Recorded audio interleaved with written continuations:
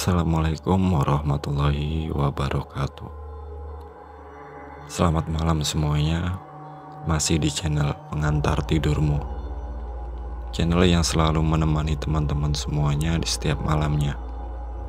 Dan di kesempatan malam ini kita akan membawakan sebuah kisah yang dikirim oleh teman-teman kami yang bernama Faisal.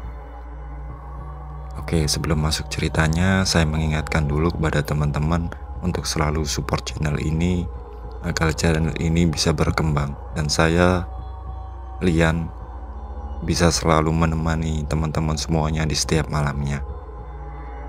Cerita kali ini dikirim oleh teman kami yang bernama Faisal. Cerita ini berkisah pada sekitar tahun 2013. Faisal ini tinggal di sebuah daerah di daerah Jawa Tengah yang Faisal sendiri tidak ingin menyebutkan nama daerahnya dan semua karakter yang ada di dalam cerita ini. Pada waktu itu Faisal ini berusia sekitar 24 tahun dan Faisal ini mempunyai seorang anak dan istri, dan pada saat itu Faisal ini baru saja dikeluarkan dari pekerjaannya dan Faisal ini sangat butuh pekerjaan dikarenakan Faisal ini sudah punya keluarga dan harus menafkahi anak dan istrinya tersebut. Faisal ini mencari-cari pekerjaan ke sana dan ke sini, tapi hasilnya ini nihil. Pada suatu waktu, Faisal ini menghubungi teman-teman lamanya untuk menanyakan apakah ada pekerjaan. Dan waktu itu Faisal ini menelpon temannya yang bernama Zani, menanyakan kabar seperti biasa. Dan di situ Faisal ini baru tahu kalau Zani ini sekarang ada di Pulau Kalimantan. Jadi si Zani ini merantau ke area Kalimantan, bekerja di sana di salah satu perusahaan tambang. Di sini ini Zani menawarkan bantuan kepada Faisal. Kalau memang Faisal butuh pekerjaan, di situ Zani akan membantu. Dan juga si Zani ini akan memberikan hutang kepada Faisal untuk membeli tiket ke Kalimantan. Nah, dari sini si Faisal pun ini menyetujui untuk pergi ke Kalimantan tersebut. Tapi si Faisal ini harus minta izin kepada istrinya. Singkat waktu, si Faisal ini meminta izin kepada istrinya karena memang kondisi pada saat itu memang sangat sulit untuk keluarganya. Jadi istrinya ini memberikan izin kepada Faisal untuk bekerja di Pulau Kalimantan tersebut. Singkat waktu berangkatlah Faisal ini. Dari uang hasil yang dikirimkan oleh si Zani ini, Faisal pun nyampe di Kalimantan dan di situ dijemput sama Zani di salah satu bandara yang ada di Kalimantan tersebut. Di sini Zani pun sangat baik kepada Faisal. Faisal pun di situ diajak ke rumah yang dikontrak oleh Zani ini, dan di situ Faisal pun ini sementara waktu ikut dengan Zani ini. Di situ Zani pun ini tinggal dengan satu orang temannya yang di situ dikenalkan kepada Faisal, dan temannya ini bernama Akbar. Jadi pada saat itu mereka ini berkenalan seperti biasa, tanya-tanya asal dari mana, dan ternyata si Akbar ini juga adalah seorang perantau dari kota Blitar, Jawa Timur. Singkat waktu di sini Faisal pun sudah mulai bekerja di tempat kerjanya si Zani ini. Tentu dengan bantuan dari si Zani ini, Faisal bisa masuk perusahaan tersebut. Nah, pada suatu waktu di sini Zani pun ini merenung sendirian, dan di situ ditanya oleh Faisal, "Zan, kamu kenapa?" Enggak apa-apa gitu. "Enggak apa-apa, cerita aja, barangkali kamu butuh teman cerita." Akhirnya di sini Zani pun bercerita. Zani ini bercerita kalau asal muasal Zani ini ada di Pulau Kalimantan ini karena Zani ini kabur dari rumah. Pada saat itu Zani ini punya masalah dengan ayah dan ibunya, dan akhirnya Zani ini pun diusir dari rumah dan tidak diakui anak oleh kedua orang tuanya. Jadi di sini Zani bercerita kalau sudah lama sekali Zani ini tidak pulang, dan sebenarnya Zani ini pengen pulang. Di sini Zani pun juga bercerita kalau pacarnya Zani yang ada di Kalimantan tersebut itu hamil, dan Zani ini tidak ingin bertanggung jawab atas apa yang dilakukannya tersebut. Nah, dari situ Zani ini berpikir untuk pulang. Tapi karena memang Zani ini masih punya masalah dengan kedua orang tuanya, Zani ini bingung. Nah, di situ Faisal pun bilang, mending kamu gak usah pulang dulu, mending kamu selesaikan dulu masalah kamu dengan pacar kamu di sini. Baiknya seperti apa, nanti untuk masalah pulang perlahan-lahan pasti orang tua kamu juga mengerti.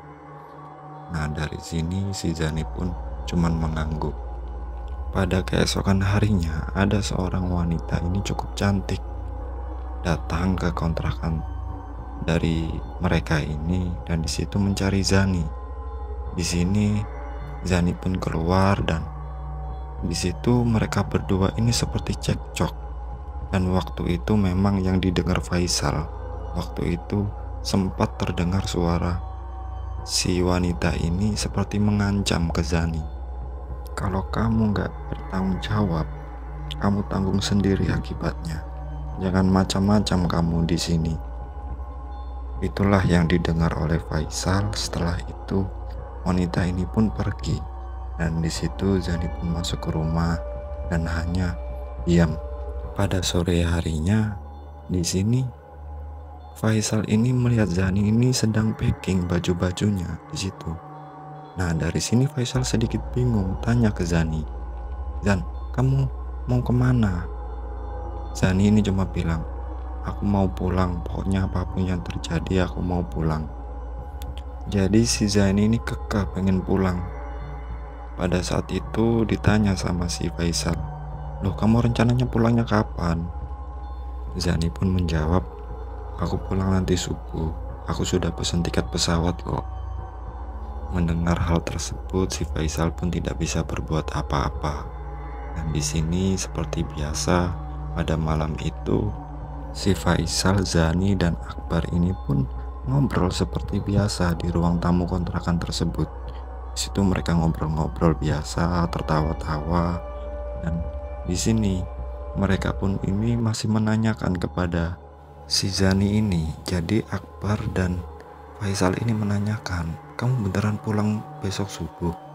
"Iya, aku sudah pesan tiket." "Coba lihat." Akhirnya ditujukanlah tiket dari pesawat tersebut melalui HP-nya si Zani ini. Oh ya sudah. Akhirnya mereka pun melanjutkan ngobrol di situ sekitar jam 10 malam. Di situ mendadak si Zani ini batuk keras sekali. Dan di sini teman-temannya ini pun tanya kepada Zani, "Kamu kenapa, Zan?" Enggak apa-apa, kok merasa dadaku sakit banget." Gak lama setelah itu tiba-tiba si Zani ini muntah-muntah, dan teman-temannya ini kaget karena si Zani ini muntah berwarna hijau, seperti hijau lumut seperti itu. Zani pun ini merasa mengerang kesakitan di dadanya dan terus muntah berwarna hijau tersebut. Gak lama setelah itu Zani ini pun terjatuh. Di sini mereka panik, si Akbar ini keluar mencari bantuan warga sekitar, dan di situ hanya ditemani oleh si Faisal. Di sini coba dicek nafas dari si Zani tersebut oleh Faisal, ternyata Zani ini sudah tidak ada. Dicek nadinya juga sudah tidak ada. Jadi Zani ini meninggal malam itu juga. Padahal tadi sore ini Zani seperti orang yang sehat, orang yang tidak ada menunjukkan rasa sakit sama sekali. Di sini Akbar pun balik ke kontrakan tersebut beserta beberapa warga tetangga-tetangga sekitar. Di situ dilihatnya di lantai ruang tamu itu sudah banyak berceceran cairan hijau yang dimuntahkan oleh Zani ini dan itu sedikit bau. Di sini warga pun mengevakuasi mayat dari si Zani ini. Di situ Faisal dan Akbar ini benar-benar shock atas kejadian tersebut. Akhirnya di situ ada Pak RT dan Pak RT ini menanyakan, ini jenazahnya mau dimakamkan di mana, Mas? Kalau memang di sini nanti biar saya suruh warga-warga ini untuk membantu prosesi pemakamannya. Di sini Faisal dan Akbar pun ini sangat bingung karena memang tidak tahu apa yang harus dilakukan. Akhirnya si Akbar ini bilang kepada si Faisal, kita hubungi keluarganya si Zani aja dulu, kita cari kontak nomor telepon dari keluarganya. Akhirnya di situ dicarilah oleh Faisal ini di handphonenya si Zani. Waktu dihubungilah orang tuanya, kakaknya, dan semuanya ini menolak untuk mengurusi jenazah dari si Zani ini karena memang nggak tahu apa yang sebenarnya terjadi, tapi mereka menolak keras mengurusi jenazahnya si Zani ini. Di sini Faisal sangat bingung harus seperti apa. Akhirnya si Faisal ini berembuk kepada si Akbar dan diputuskanlah di situ jenazah dari si Zani ini akan dimakamkan di daerah tersebut.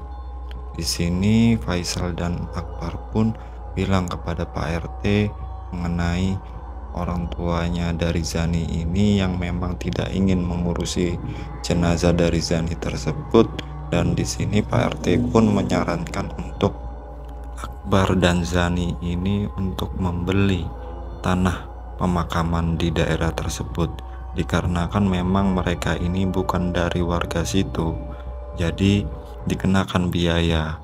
Setelah diurusi oleh Zani dan Akbar ini, akhirnya Pak RT pun ini memberitahu kepada warga-warga yang lain untuk membantu mengurus jenazahnya si Zani ini. Dan dari sini pada malam itu juga jenazah Zani ini diurusi oleh Akbar dan warga-warga di situ.